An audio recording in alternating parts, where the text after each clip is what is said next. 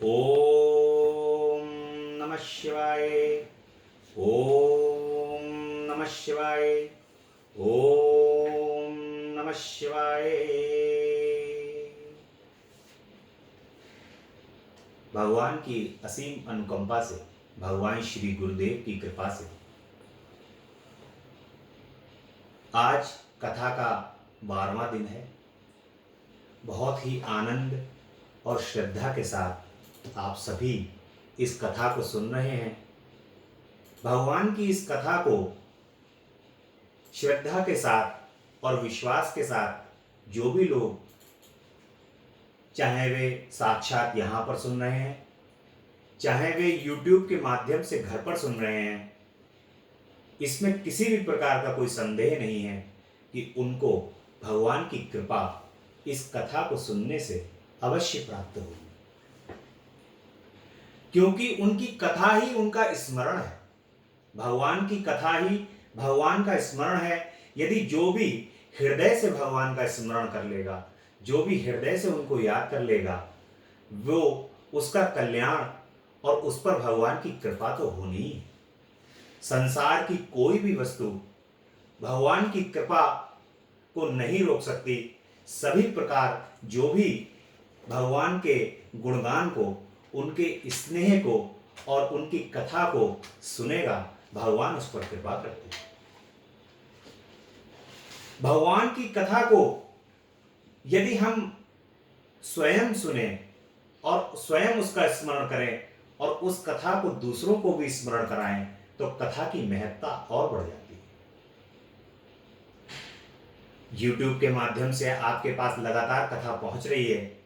आप इस कथा को स्वयं तो सुने ही, और स्वयं सुनने के साथ साथ इस कथा को दूसरों तक भी भेजें, शेयर करें और इस चैनल को भी सब्सक्राइब करते रहें, लाइक करते रहें। नीचे हर हर महादेव लिख करके कमेंट करते रहें। इसमें कंजूसी किस प्रकार की, भगवान का नाम लिखने में कंजूसी किस प्रकार की है। इसलिए भगवान के नाम को निरंतर लिखते रहें, हर हर महादेव लिखते रहें। आज के प्रसंग में बहुत ही सुंदर प्रसंग है कथा का। भगवान गणेश जी के का वर्णन है।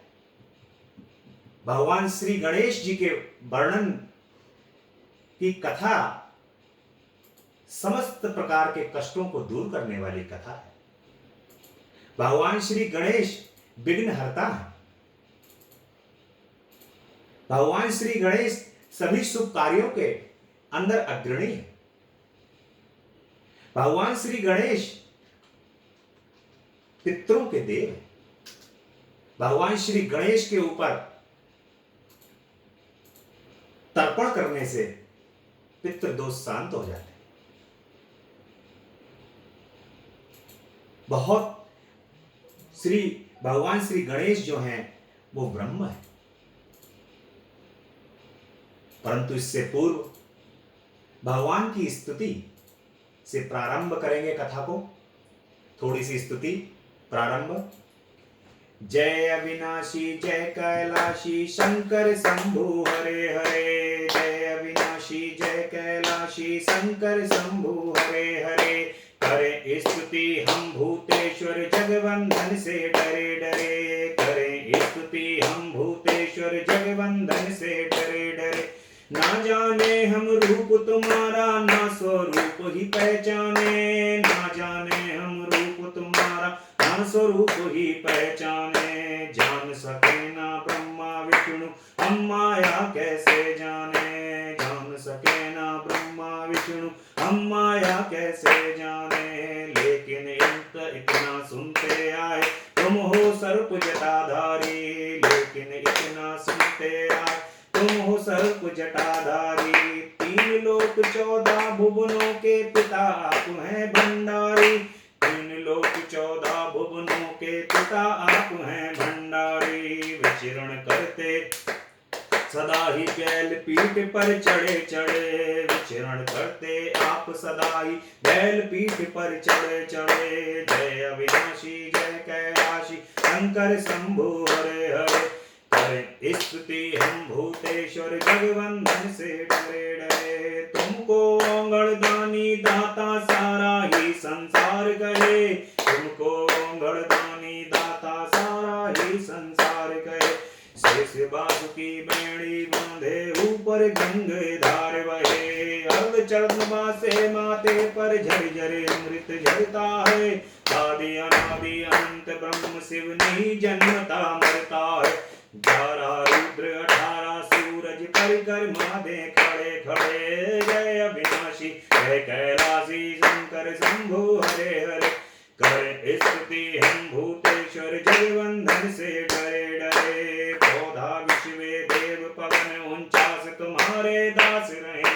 7 समुद्र गरुण गायत्री का तुम में आवास कहे, फिर भी भस्म रमाए तन में, फिर भी भस्म रमाए तन में। रुंड मुंड मालाधारी 3 लोक चरणों में रखित, भोले शंकर शिवकारी 3 लोक चरणों में रखित, भोले शंकर शिवकारी।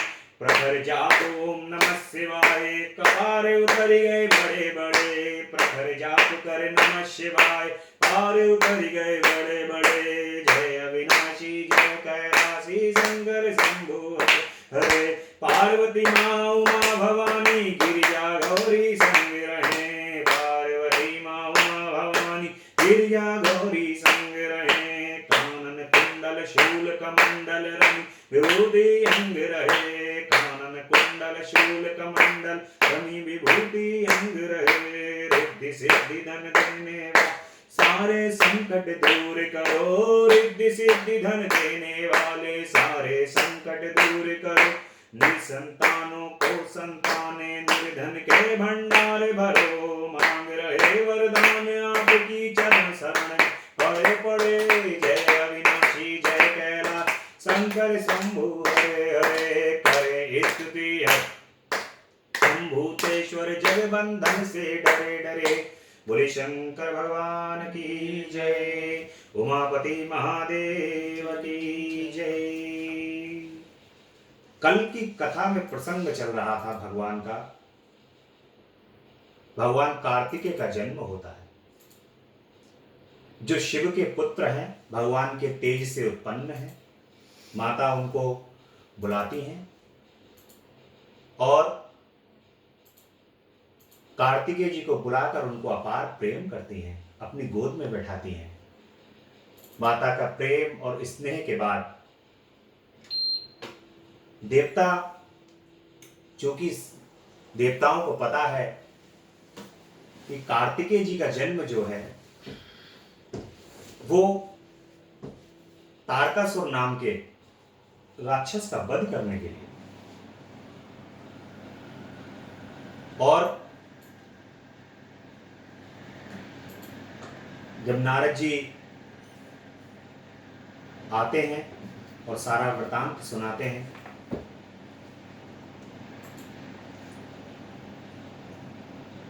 इसके बाद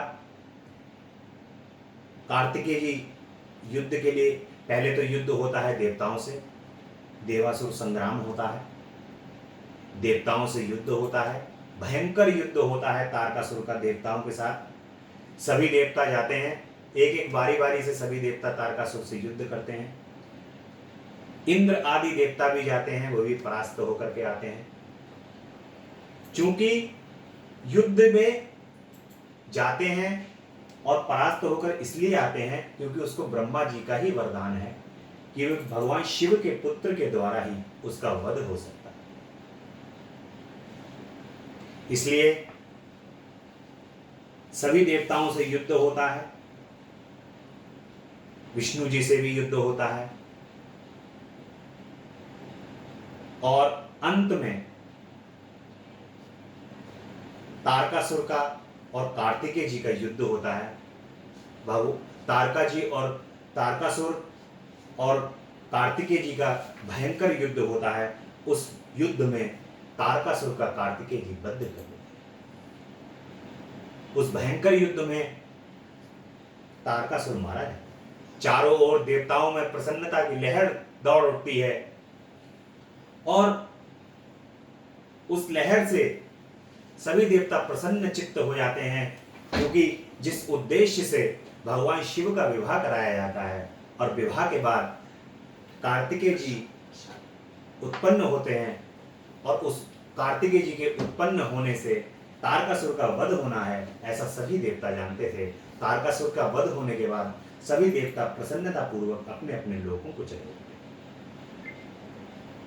आज इस कथा के अंदर भगवान गणेश के चरित्र का वर्णन किया। भगवान गणेश जिस प्रकार से माता पार्वती और भगवान शंकर बहुत जल्दी प्रसन्न हो जाते हैं, उसी प्रकार गणेश जी भी बड़ी अति शीघ्र प्रसन्न हो जाते हैं। भगवान गणेश की पूजा में भी किसी भी प्रकार के बहुत ज्यादा विधि विधान की आवश्यकता नहीं होती। भगवान गणेश के पूजन में भी आपने देखा होगा विवाह संस्कारों में या शुभ संस्कारों में केवल कोई एक सुपारी के ऊपर ही भगवान गणेश का पूजन करा दे रहा है, कभी कोई पिंडोल के ऊपर भगवान का पूजन करा दे रहा है। किसी भी अवस्था में कहीं पर भी भगवान का यदि स्मरण करा जाता है, भगवान प्रसन्न होकर सभी शुभ कार्यों को, सभी प्रकार के विघ्नों, जो भी विपत्तियां आती हैं, उन सबको शुभ कार्यों के अंदर होने वाले कार्यों को प्रभु नष्ट कर।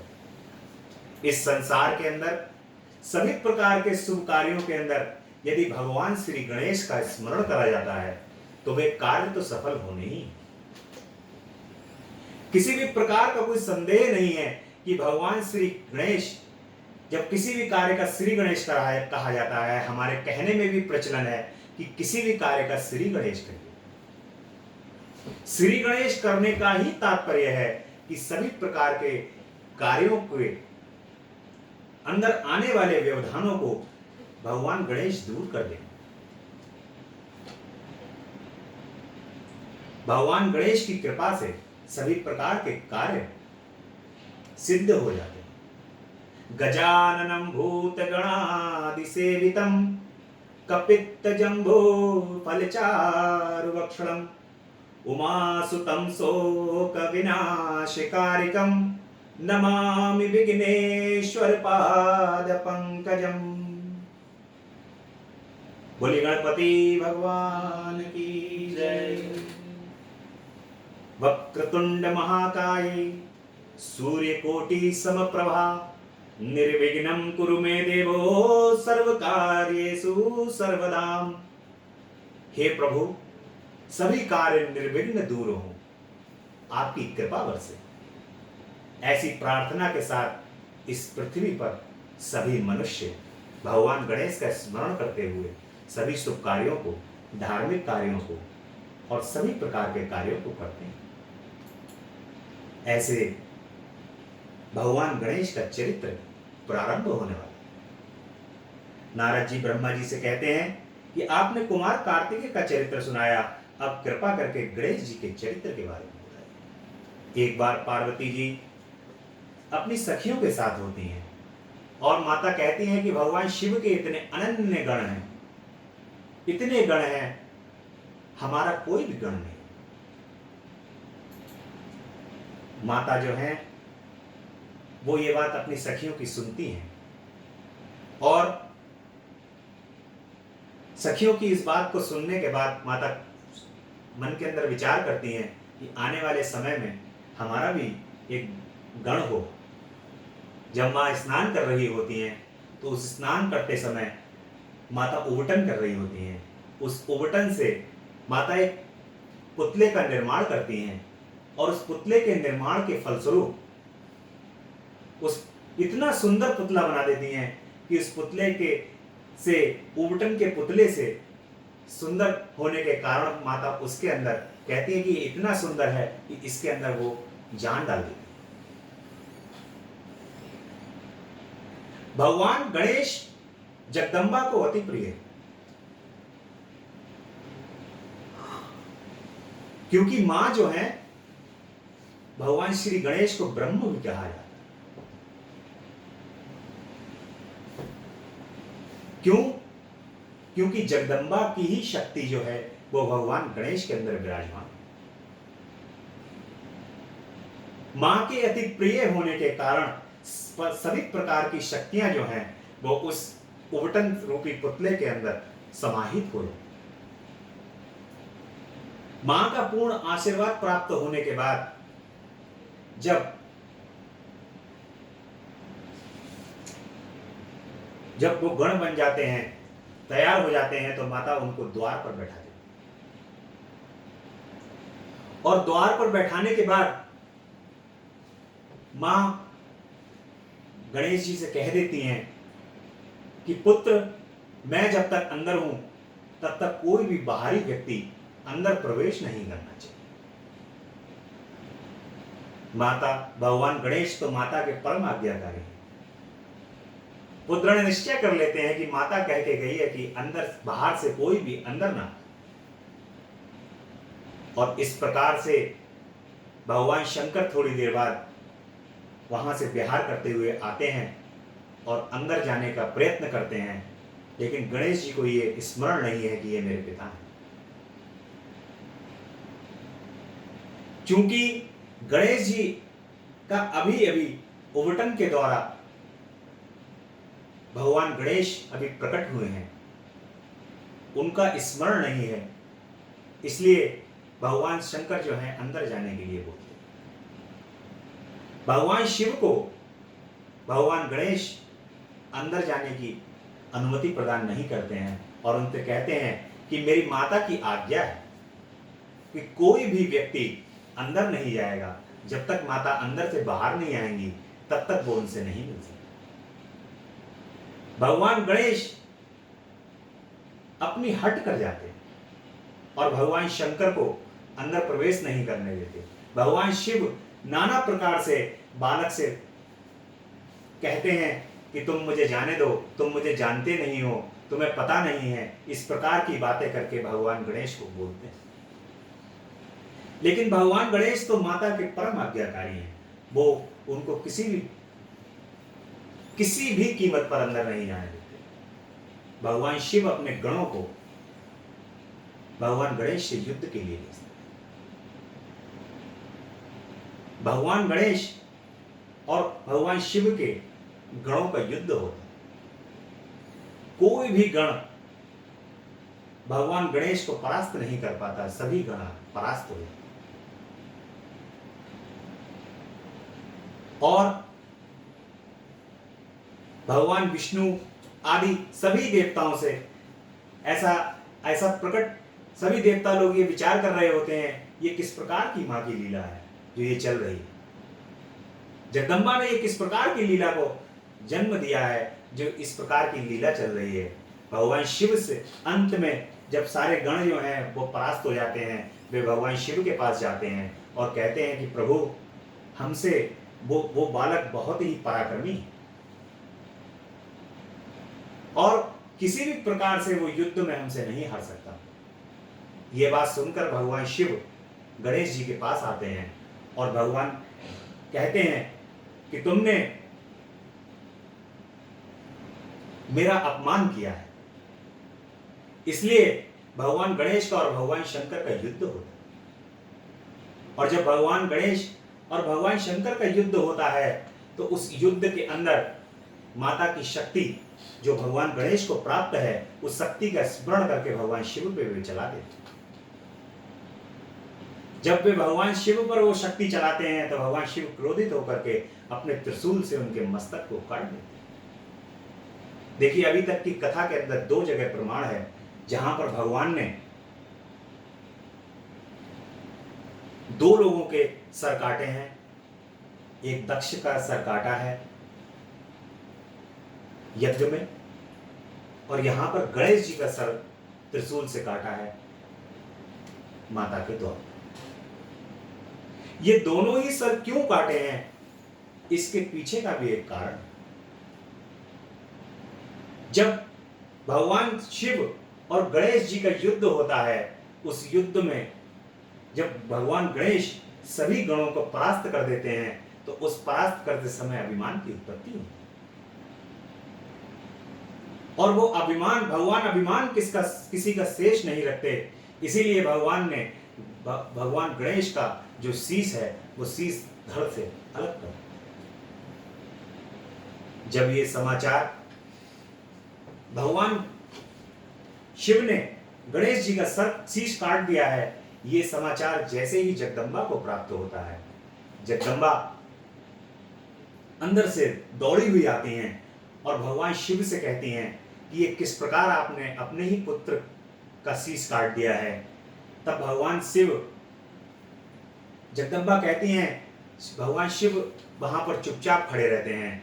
तब जगदम्बा कहती हैं, यदि मेरे पुत्र को किसी भी प्रकार से, मेरा पुत्र यदि जीवित नहीं होता है तो मैं इस संसार को नष्ट भ्रष्ट कर दूंगी, पृथ्वी के ऊपर, आकाश में सभी प्रकार के तीनों लोगों का सर्वनाश कर दूंगी, यदि मेरे पुत्र को यदि आपने जीवित करके नहीं। इस प्रकार माता के क्रोध में भराने से देवता थर थर कांपने लगते हैं और वे सोचते हैं कहीं ऐसा तो नहीं है ये सृष्टि का इसी समय अंत हो जाएगा।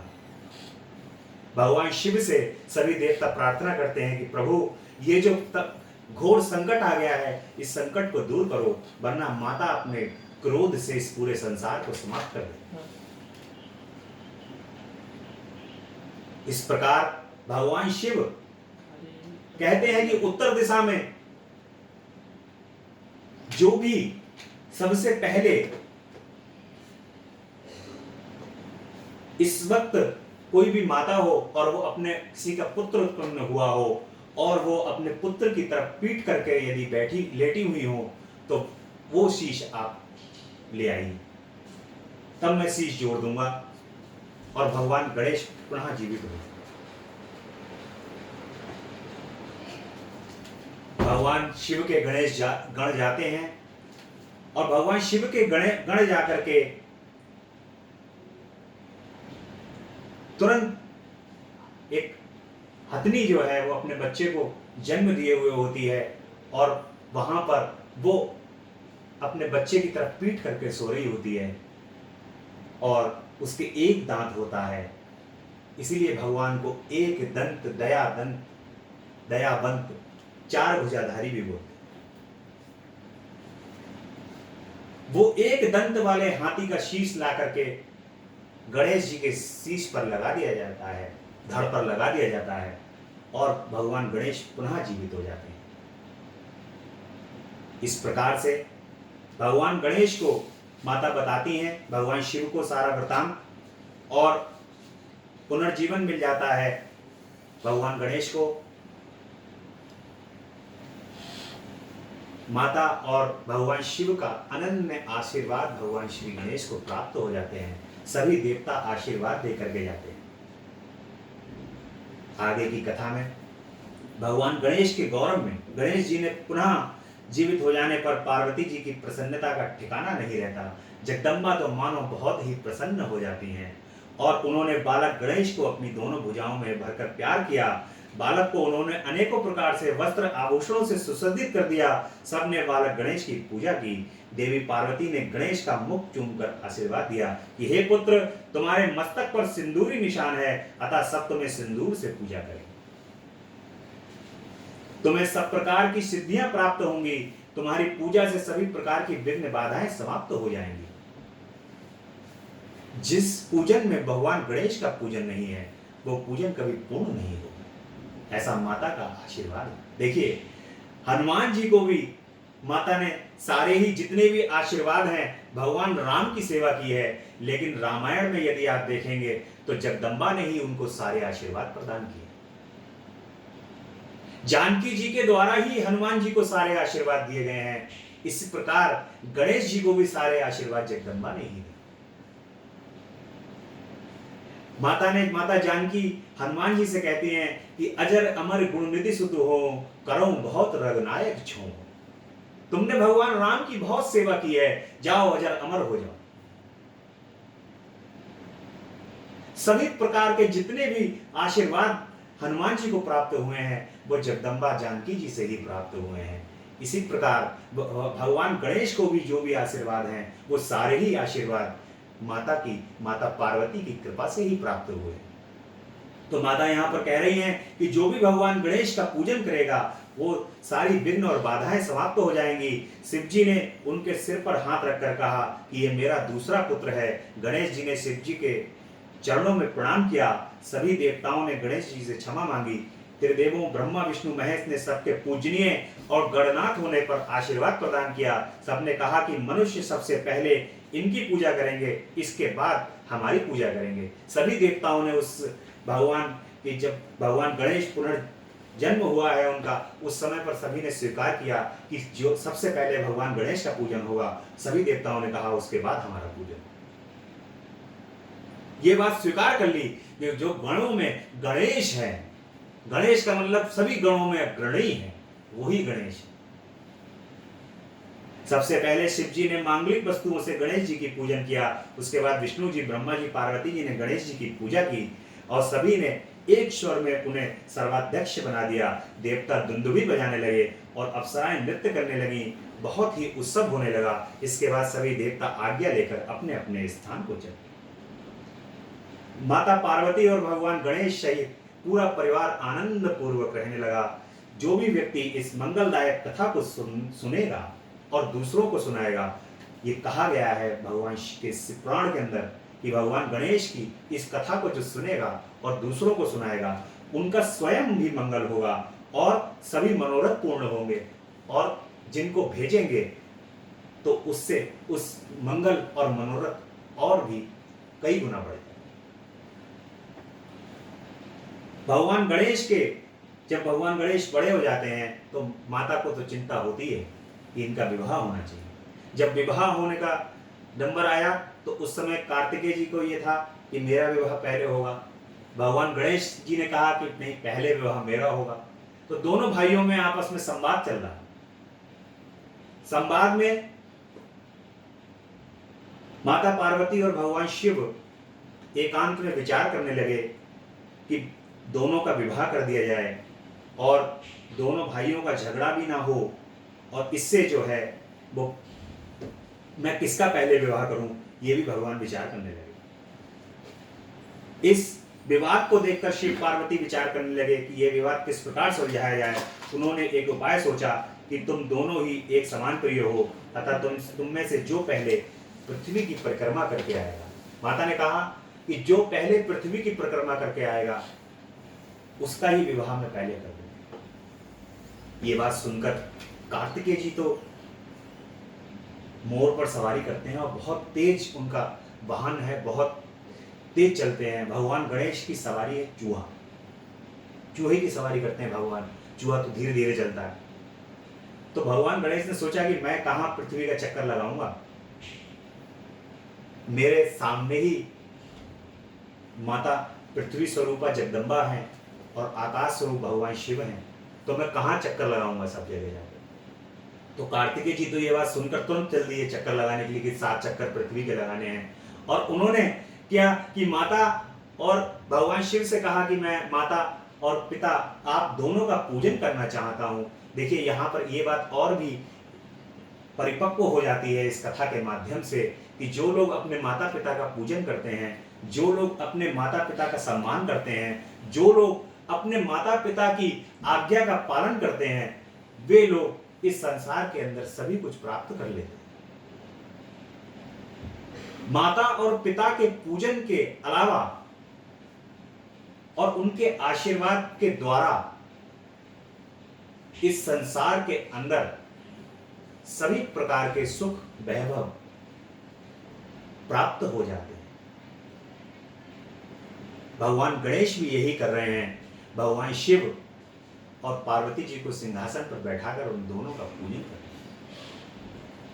माता पार्वती और भगवान शिव का पूजन करके भगवान गणेश जो हैं वो दोनों की परिक्रमा लगाते हैं। 7 परिक्रमा पूर्ण हो जाने पर भगवान गणेश भगवान शिव से कह देते हैं कि हे प्रभु, हे पिताजी, मैंने आपके और माता के 7 चक्कर लगा लिए हैं, तो मेरी तो पृथ्वी की परिक्रमा पूर्ण होगी। इस पर भगवान शिव भगवान गणेश से कहते हैं कि पुत्र ये कैसे हो सकता है। तो भगवान गणेश कहते हैं कि जगदम्बा पृथ्वी स्वरूपा है और आप आकाश स्वरूप हैं। मैंने तो तीनों लोकों के चक्कर लगा लिए। ये शास्त्रोक्त है, यानी शास्त्र के अंदर लिखी हुई ये बात है इसके इससे इसको तो झुटलाया ही नहीं जा सकता। इस पर भगवान शिव जो हैं वो अति प्रसन्न होते हैं कि मेरा पुत्र इतना बुद्धिमान। इसके पश्चात भगवान शिव जो हैं भगवान गणेश की के विवाह की तैयारी प्रारंभ कर देते हैं, क्योंकि भगवान श्री गणेश जो हैं वो 7 चक्कर लगा चुके हैं, परिक्रमा कर चुके हैं। इसलिए प्रजापति ने अपनी कन्या सिद्धि बुद्धि के विवाह के लिए शिव जी के पास आकर भगवान शिव से बातचीत करते हैं। शिव जी ने उनका प्रस्ताव स्वीकार कर लिया है। भगवान गणेश का विवाह जो है वो निश्चित कर दिया है। शिव जी के विवाह की तरह भी गणेश जी के विवाह में सभी प्रकार के देवता हैं। काफी समय के पश्चात गणेश जी के सिद्धि से क्षेम और बुद्धि से लाभ नामक 2 पुत्र प्राप्त हुए। क्षेम और लाभ नामक 2 पुत्र पैदा हुए हैं सिद्धि से। इसके पश्चात कुमार कार्तिकेय पृथ्वी की परिक्रमा करके लौटे। नारद जी ने रास्ते में ही कार्तिकेय जी को सब समाचारों से अवगत करा दिया। समाचार जानकर कार्तिकेय जी के क्रोध की सीमा न रही। वे माता पिता को प्रणाम करने के पश्चात क्रौंच पर्वत पर जाकर तपस्या करने लगे। कुमार के विरह में पार्वती जी को बड़ा ही दुख हुआ। इस प्रकार से भगवान गणेश की कथा हम लोगों ने सुनी, बहुत ही प्रेम से तारकासुर का वध देखा और रुद्र संहिता के 6ठम खंड में जो कि युद्ध का खंड है, इसमें त्रिपुरासुर का वर्णन किया। तारकासुर के वध के उपरांत उनके 3 पुत्र जिनके नाम बिंदुमाली, तारकाक्षु और कमलाक्ष थे, पृथ्वी पर तपस्या करने लगे। ये तीनों महान, बलशाली, जितेंद्रिय और देवताओं के द्रोही थे।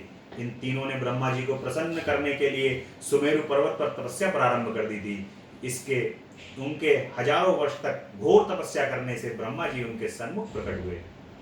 तीनों भाइयों ने ब्रह्मा जी को प्रणाम किया और उनसे बोले कि हे ब्राह्मण, यदि आप हमसे प्रसन्न हो तो हमें ऐसा वर दीजिए कि हम सभी प्राणियों में अवध्य हों, यानी हमारा कोई वध ना कर सके।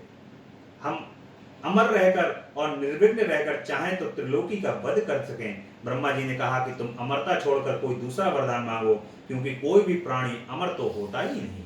ये तीनों सुनकर तीनों दैत्य बोले कि हमारे पास कोई ऐसा दुर्ग नहीं है जिसमें शत्रु प्रवेश ना कर सके। हमें ऐसे 3 पुरों का निर्माण करा दीजिए जिससे धन संपत्ति के सभी सुखदायक साधन उपस्थित हों तथा उन्हें देव या दानव कोई तोड़ न सके तथा वे अजय हों। तारकाक्ष ने स्वर्ण का, कमलाक्ष ने चांदी का और बिंदुमाली ने लोहे के पुरों के निर्माण की प्रार्थना की। ब्रह्मा जी ने कहा कि तुम्हारी इच्छा पूर्ण हो जाएगी तथा शिव जी के अतिरिक्त तुम किसी के हाथों से नहीं मारे जा सकोगे।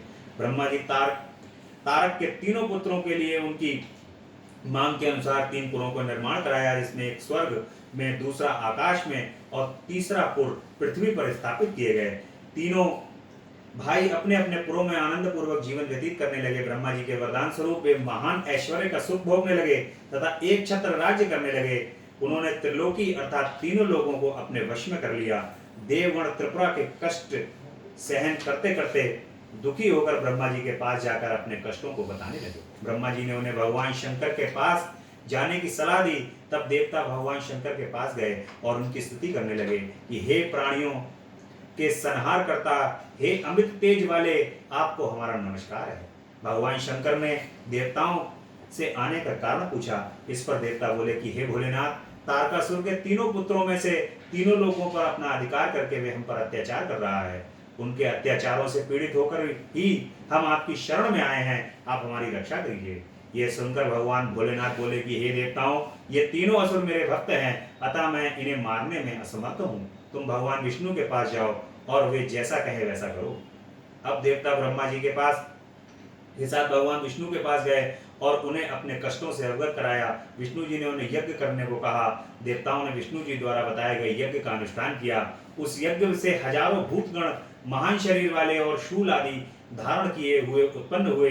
विष्णु जी ने उन्हें आज्ञा दी कि तुम त्रिपुरों को नष्ट कर डालो। विष्णु जी की आज्ञा पाकर वे भूत गणों तीनों पुरों में गए, परंतु उन पुरों में प्रवेश करते ही असुरों के प्रभाव से वे भस्म हो गए।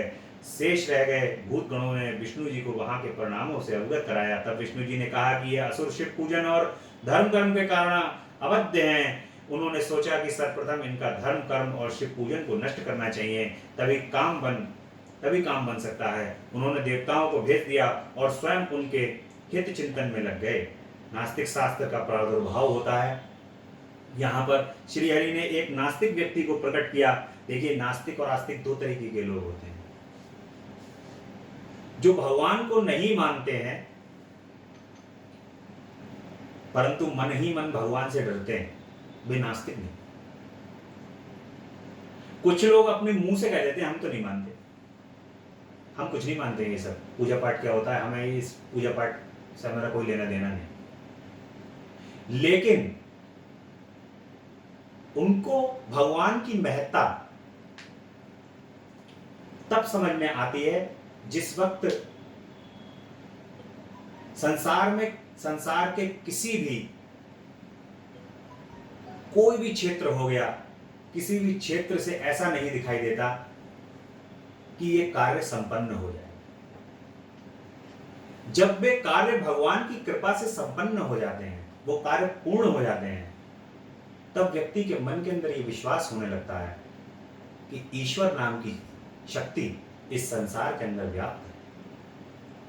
लेकिन जो नास्तिक व्यक्ति होता है वो किसी भी कीमत में भगवान को स्वीकार नहीं। और ये कहा जाता है कि जहां पर आपके भगवान का भजन ना हो, जहां पर आपके भगवान के नाम का स्मरण ना हो, जहां पर जिस स्थान पर आपके भगवान का गुणगान ना हो, उस स्थान आपके लिए बिल्कुल कदापि, चाहे वहां स्वर्ण की मुद्राएं लुट रही हो, आपके लिए बिल्कुल किसी भी कीमत पर वहां नहीं जाना चाहिए। भगवान के भक्तों को उस स्थान पर कदापि नहीं जाना चाहिए जहां पर भगवान का भजन न हो, भगवान के नाम का स्मरण न हो, धर्म का कार्य न हो। उन स्थानों पर बचना चाहिए, उन स्थानों पर नहीं जाना चाहिए भगवान के भक्तों। तो श्री हरि ने एक नास्तिक व्यक्ति को प्रकट किया हुआ है। उसके वस्त्र मलिन थे और सिर मुंडा हुआ था, इसका नाम उन्होंने नास्तिक रखा। उसके एक हाथ में झाड़ू और दूसरे हाथ में काष्ठ का पात्र था। वह अपने हाथ में खुला वस्त्र लिए और मुंह पर कपड़ा लपेटे श्री हरि के सन्मुख खड़ा हो गया। श्री हरि उससे बोले कि तुम मेरे अंग से प्रकट हुए हो, अतः तुम्हारा नाम अरिहन होगा। तुम 16,000 श्लोकों वाले ऐसे शास्त्र को बनाओ जो वर्ण आश्रम धर्म से संबंधित हो, इससे अपभ्रंश शब्दों की अधिकता हो तथा कर्म विवाह आदि का भी वर्णन होना चाहिए। इतना समझकर श्री हरि अंतर्ध्यान हो गए। हरिहन ने श्री हरि की आज्ञा से अपने अनेक शिष्यों का निर्माण किया, उन्हें मायामय शास्त्र का ज्ञान दिया। उनके 4 शिष्यों ने पाखंड धर्म का प्रचार किया, हाथों में पात्र लेकर नाक पर कपड़ा बांधकर घूमने लगे, हाथों में छोटी सी झाड़ू भी ले ली और शिव जीव हिंसा के डर से धीरे धीरे चलने लगे। ये सब त्रिपुर नगर गए। वहां पहुंचकर उन्होंने अपनी यात्रा फैलाई। देखिए, पाखंड भगवान ने यहां पर जो है अरिहन को उत्पन्न किया है, और जो पाखंडी लोग होते हैं उन पाखंडियों का केवल और केवल एक ही कार्य होता है, दिखावा। भगवान के पूजन में, भगवान के कार्य में और भगवान की 2 लोगों को बस केवल पता होना चाहिए, एक आप और एक आपके भगवान। यदि आप भगवान से प्रेम करते हैं, यदि आप उनको हृदय से स्नेह करते हैं, तो 2 लोगों को बस केवल पता होना चाहिए, आपको और आपके भगवान को। वो प्रेम ही क्या है जो सारा जग जानता हो, वो प्रेम ही क्या है जिसको सब जानते हो। भगवान का आप हृदय में, यदि आपके हृदय में उनके लिए प्रेम है, उनके लिए यदि आप उनको स्नेह करते हैं, तो वो स्नेह जो है वो आपके हृदय में होना चाहिए। और आपके भगवान को ये पता होना चाहिए ये मुझसे प्रेम करता है। ये बात तय है कि आप यदि उनसे प्रेम करते हैं तो भगवान भी आपसे उतना ही प्रेम करते हैं। इसमें कोई जरा सा भी संदेह नहीं। अब बालकों को मोहित करने लगे पाखंड को फैला करके, परंतु शिवजी के प्रभाव के कारण वहां उनकी माया आसानी से फैल नहीं सकी। तब नारद जी उनके साथ त्रिपुर गए और त्रिपुर पतियों से मिले। त्रिपुराधीश मोहित होकर उन ऋषि मुनियों से दीक्षित हो गए। सभी त्रिपुरवासी अरिहंत से दीक्षित हो गए, यानी कि उस पाखंडी से सभी लोगों ने दीक्षा ले ली, वे दीक्षित हो गए और उनने पाखंडियों की पूरी टीम तैयार की। इस तरह समस्त त्रिपुर उनके द्वारा क्षण भर में मायामय हो गए। ये भगवान की लीला थी। देखिए, संसार के अंदर भी ऐसा ही है। जिस प्रकार से चारों तरफ धर्म के नाम पर सभी और लोग जो हैं वो लोग लुभावन तरीके से लोभ आ रहा है उनके मन के अंदर। अपने मन को भगवान में ना लगा करके अन्य चीजों में लगा रहे हैं। वहां की सजावट को देख रहे हैं, वहां के सभी प्रकार के जो प्रलोभन है वो सभी प्रलोभन देख रहे हैं, पाखंड को देख रहे हैं। लेकिन सभी को भगवान से जो वो देखना चाहिए जो भगवान कि हम किस प्रकार से भगवान को स्नेह कर रहे हैं, केवल इसके अलावा और दूसरी वस्तु नहीं देखनी चाहिए।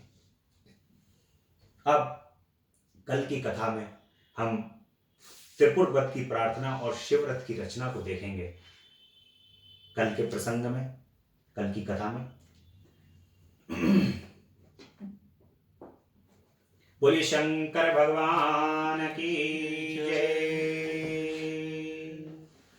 कर्पूर गौरम करुणावतारम संसारिसारम भुजगेंदारम सदा वसंतम हृदयारविंदे भवम भवानी सहितं नमामि। तेरा पल पल बीता जाए मुख से जप ले नमः शिवाय। तेरा पल पल बीता जाए मुख से जप ले नमः शिवाय।